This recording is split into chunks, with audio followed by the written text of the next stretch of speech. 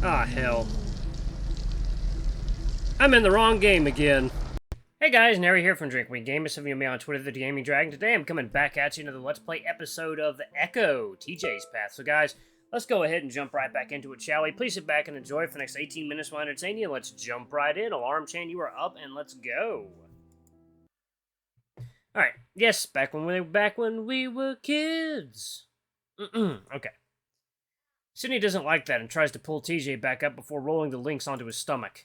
He yanks on Toby's ears. Ow! I step closer. Okay, Sydney wins!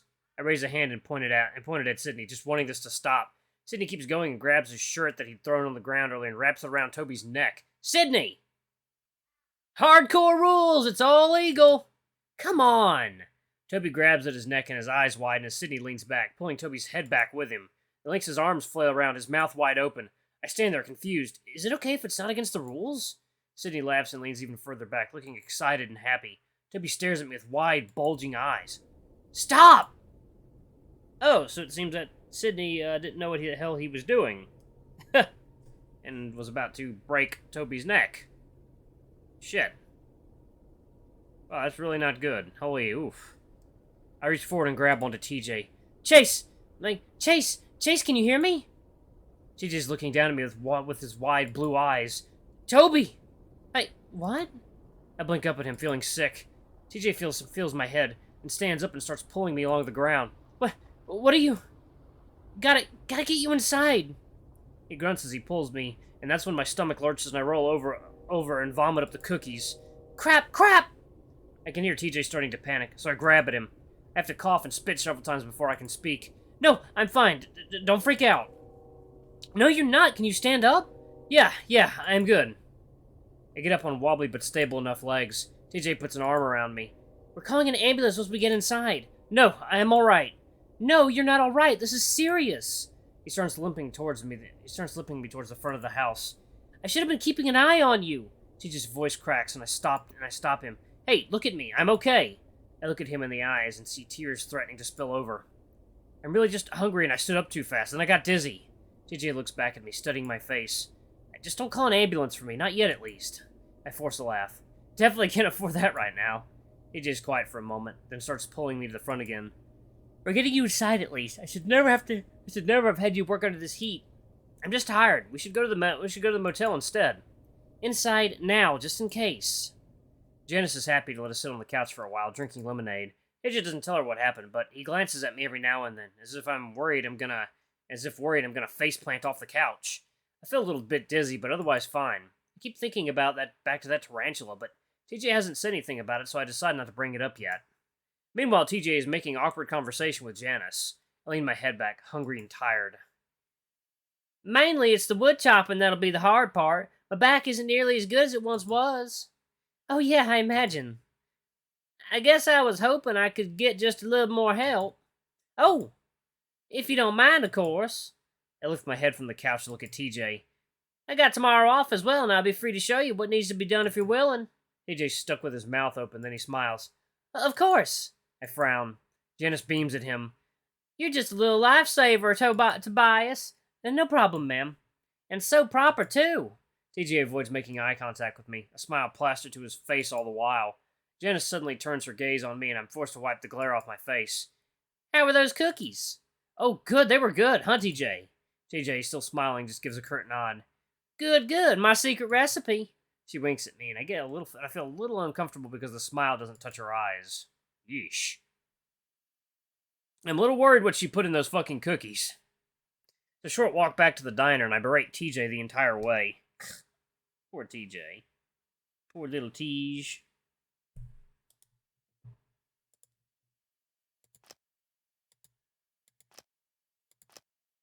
It's a short walk back to the diner, berate TJ the entire way. I'm sorry, she just sort of pushed it on me. You can always say no. I can't just say no. Or at least that you had other plans.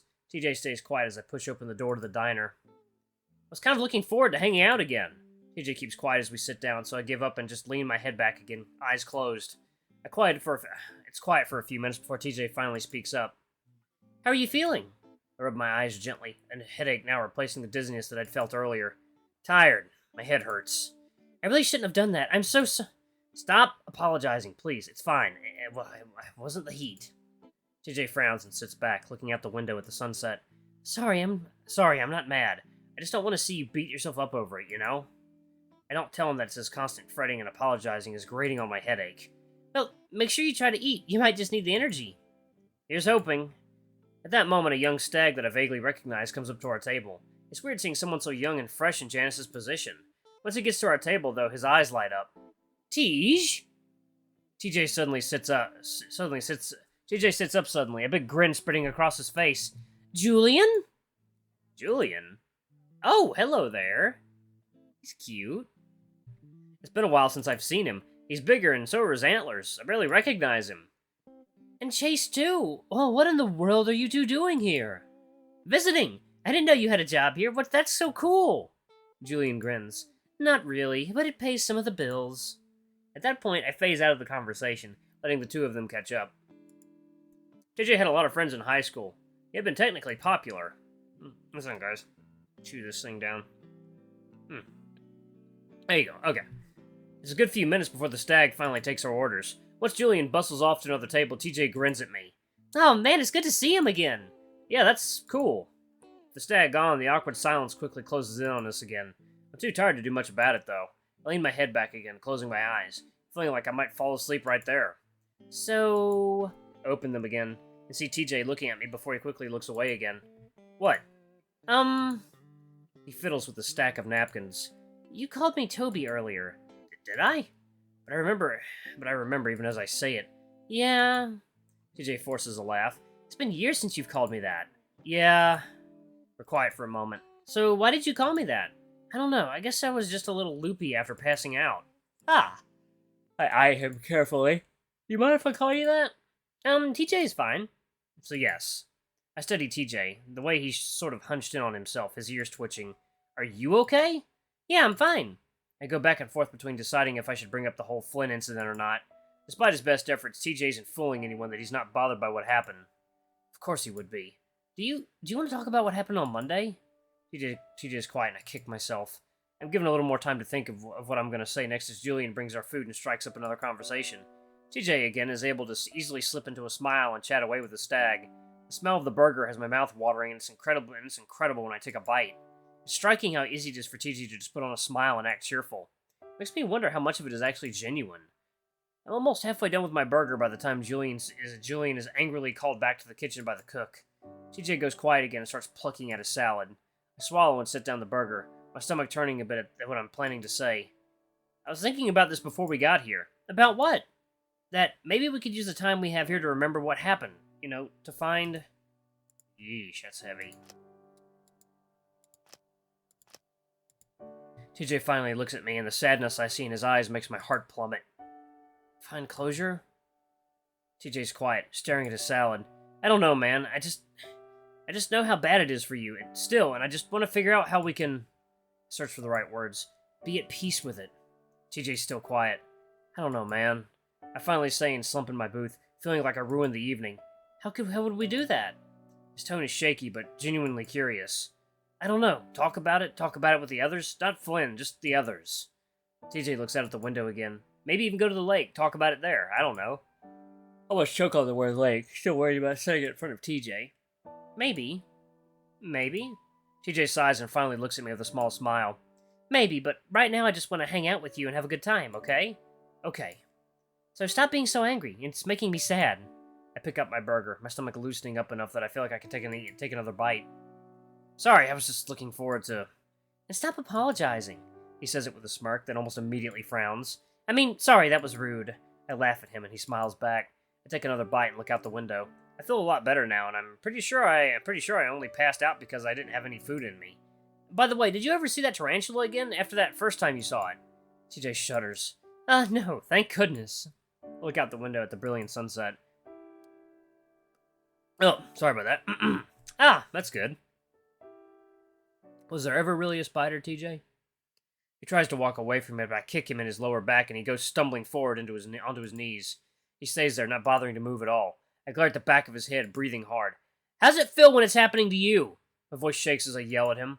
I'm not used to doing something like this. It felt so gross. but at the same time, I feel like I'm finally teaching him a lesson. He's had this coming for so long. Why are you so mean to him? He doesn't answer, instead slowly getting up to his feet, wiping his face with the back of his hand. I told him to come out here and make one of his treasure hunts, just so I could confront him like this. It's not going how I thought it would, though. He's just standing there, not saying anything. Finally, he starts to walk away again, shoulders slumped, ears and tail down. I feel another burst of anger following him. I quickly overtake his slow pace and shove him as hard as I can in the back. His head snaps back before he falls flat on his stomach on the ground. He stays there for a long, long time while I stare at him. I can't remember what happened after that. Jeez. Kids need to be careful with each other. Uh-oh. First day. Oh boy. Oh boy, oh boy, oh boy. There's a dull throbbing in my head when I wake up, a remnant of the raging headache I'd had yesterday. I take some Tylenol when TJ goes into the bathroom so he doesn't see. I don't want him to worry. While he's taking one of his insanely long showers, I go down to the lobby to get some breakfast. When I come back into the room, balancing 2 plates full of bagels, bacon, and eggs, I'm surprised to see TJ already done. He's busy brushing his fur in the mirror, trying to tame the comical, fluffed-up look he has going on. I can't believe I forgot my shampoo. Look at how ridiculous I look. He holds his arms out to me and Jenna. Jenna grunts, not really paying attention as she types away furiously on her laptop. I think it's kind of cute. TJ smiles. You mean funny? Nope, you just look a little chubby. I smirk at TJ's mortified look as I set the plates down on the table, which forces Jenna to push her laptop aside for the moment. TJ opens a packet of jam and butter before spreading it neatly on a bagel cut in half. I watch as some of it sticks to the long fur around his mouth while he nibbles at it. He wipes it away with a napkin, only to start the process over again. It's so sad that you're going to spend all your time doing homework, Jenna. I'm taking 2 midterms the Monday we get back, so it's fairly necessary, TJ.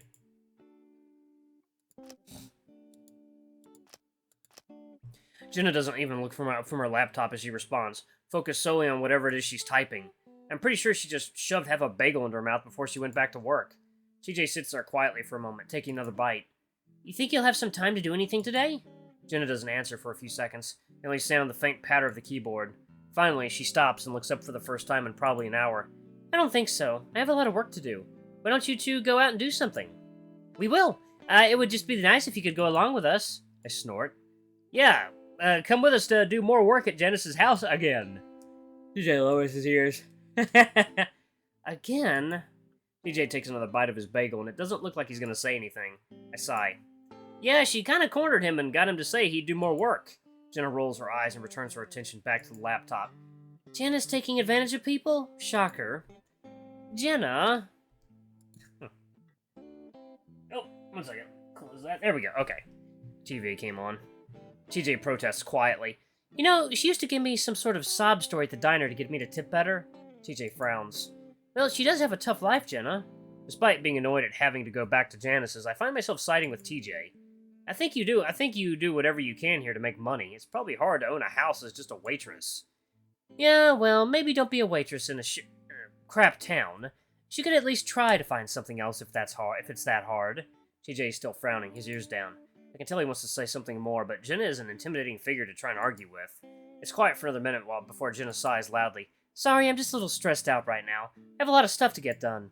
It's alright. I wish we could help you out. Jenna laughs without any humor. I wish you could too.